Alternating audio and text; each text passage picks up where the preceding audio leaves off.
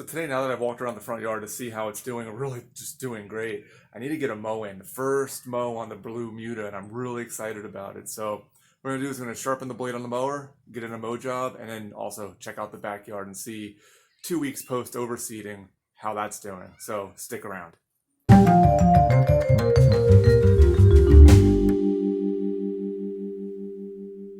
So I'm gonna take this 5/8 socket and break the blade free here. I'm just going to use a breaker bar. It's not really torqued that much on there, but it's just easier to loosen it that way.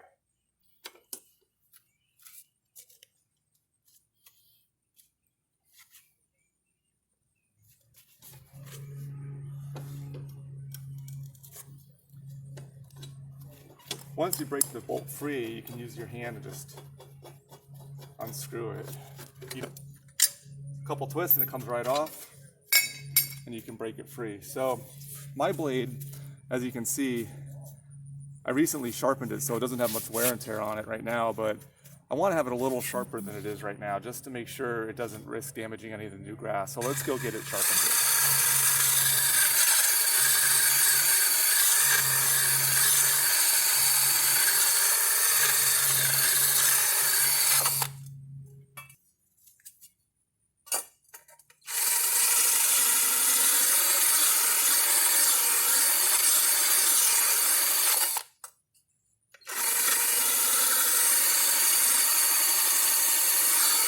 But just doing that quick little adjustment there, I was able to get the blade sharp on both sides, and there was a couple dull spots that I did just address.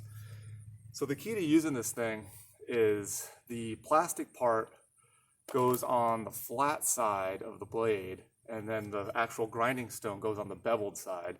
So you move it along from the inside of the blade to the outside of the blade as it's rotating, and keeping that plastic part on the bottom of the blade, and you can move it along, and don't hold it in one spot for long, and just keep the motion going from the inside out as it's rotating, and it slowly hones the blade and sharpens it.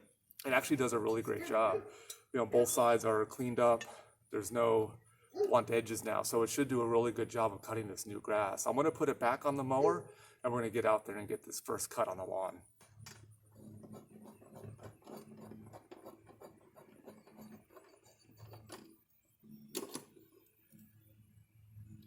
As I'm getting the mower back up, there's the right way to do the sharpening of the blade, and that is securely attaching it to a table with a vise.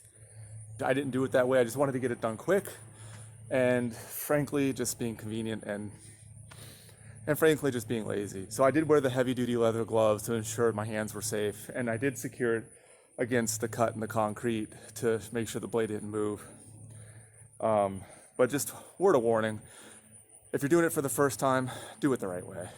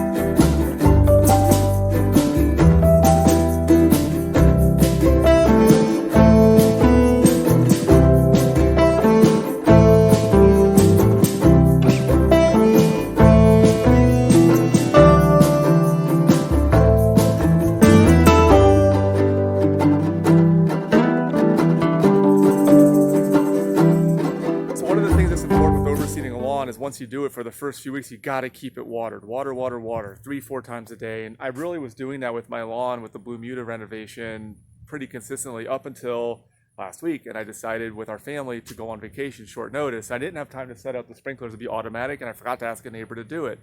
So I was worried that when I came back, I would have a dead lawn. How does it look now?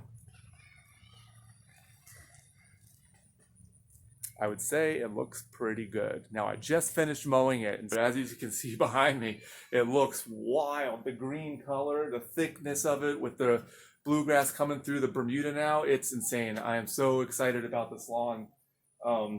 So the Bermudas are already slowing down, and with the temperatures cooling off, in terms of growth, it's really not happening. It's still green, but there are some areas you can get down to the grass level and look and see it's starting to fade.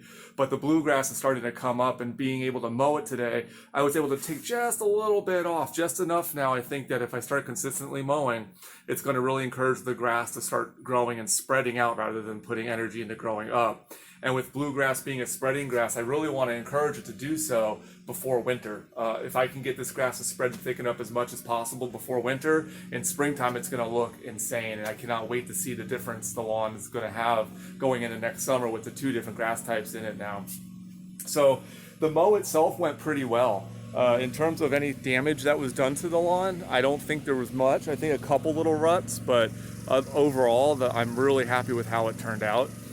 My neighbor behind me there's actually starting to overseed his lawn. In North Carolina, we've had a pretty mild fall so far, and in terms of getting lawns set up for the fall, a lot of people are still getting started, and it's not too late to start.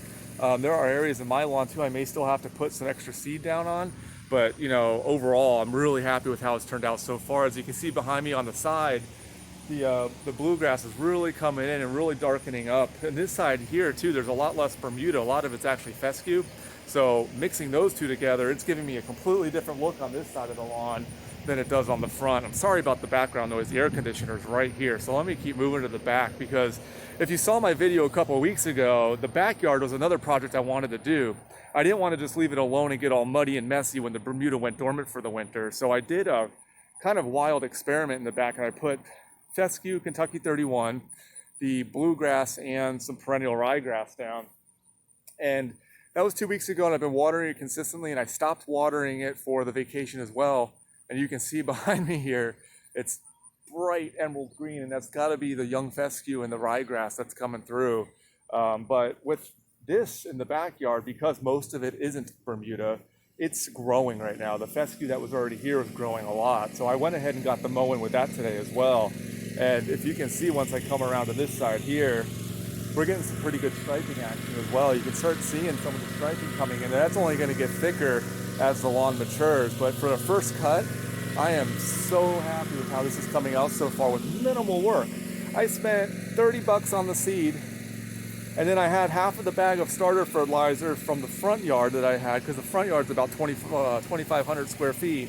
So I had half of the bag of the fertilizer, and I already had the sprinkler, so I just threw down the seed cheap, and I'm gonna have a really nice lawn this fall and winter for the kids to play in, and also just when I have guests over, just for them to look at and for me to brag about and to dominate, because the neighbors aren't doing this to their backyard like I am. So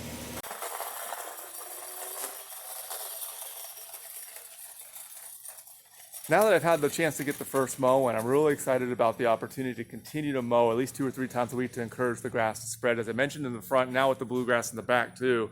Doing that's going to really help it spread and thicken up. If you want to learn about lawn care, boost your curb appeal, and do other home improvement projects, by subscribing and hitting the bell, you won't miss out. And I really thank everyone who's subscribed so far, and I appreciate everyone's engagement so far on the channel. I've had a lot of fun doing this, and we'll see you on the next video.